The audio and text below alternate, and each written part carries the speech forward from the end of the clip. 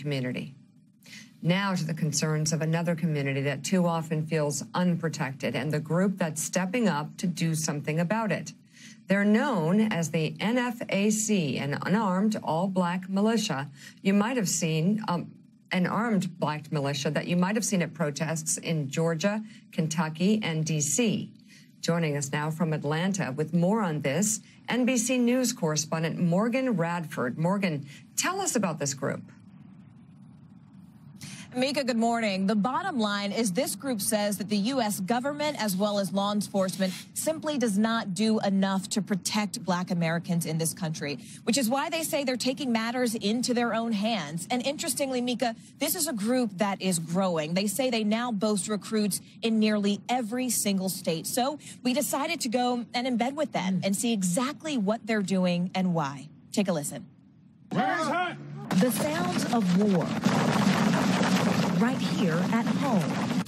This is the NFAC, an all-black militia with a mission to defend the black community by any means necessary. So this is training for one of the new chapters. Yes. Appearing by the hundreds at protests from Stone Mountain, Georgia to Louisville, Kentucky, demanding justice for police killings and countering what they believe is the threat of right-wing militias. It's a movement started in 2017 by this man, former musician and Army veteran John Grandmaster J. Johnson. Is the movement growing? By leaps and bounds. We met with him outside of Cincinnati, where he says another new chapter is now in the works. The NFAC stands for the Not Effing Around Coalition. What's behind the name? The NFAC was born out of the last 4 years under the Trump administration. The deterioration of racial relations in this country. It means that you're preparing yourselves to defend yourselves. While the group style echoes the Black Panther Party of the 1960s, their goals are distinct, focusing on defense with the ultimate goal of a black ethno-state.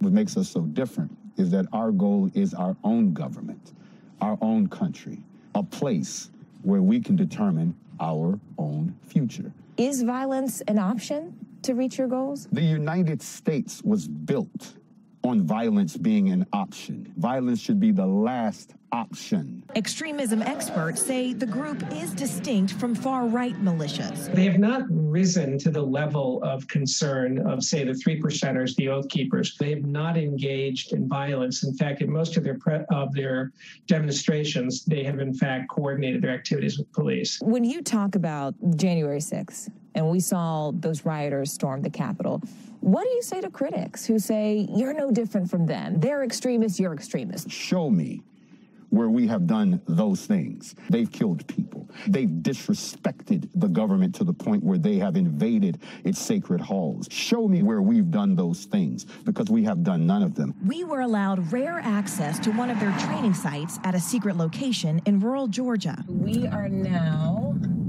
driving to the NFAC training facility. We spoke to one member who chose to go by the code name Shy to protect her anonymity. This one is the handgun. Correct, yes. And then what do you guys do next? We are going to the area where we practice our primary weapons firing. Why did you decide to join this movement? It's for the cause. Black people, we need to learn how to defend it. This is definitely one way to do it. Do you all, have normal jobs? You work in all different sectors? And Absolutely. We're business owners, we're doctors, lawyers, we're your everyday person, anywhere from Walmart to the corporate sector. What are you all training for? We're training for self-defense. A response to show they won't be scared or unprotected any longer.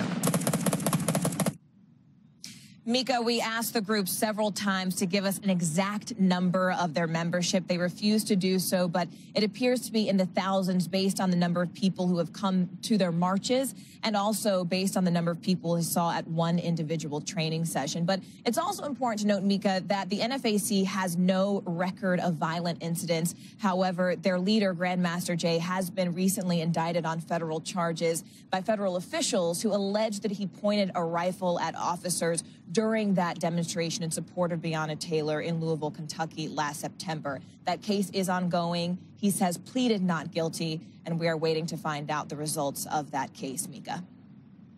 Right. Morgan Radford, thank you for that incredible report.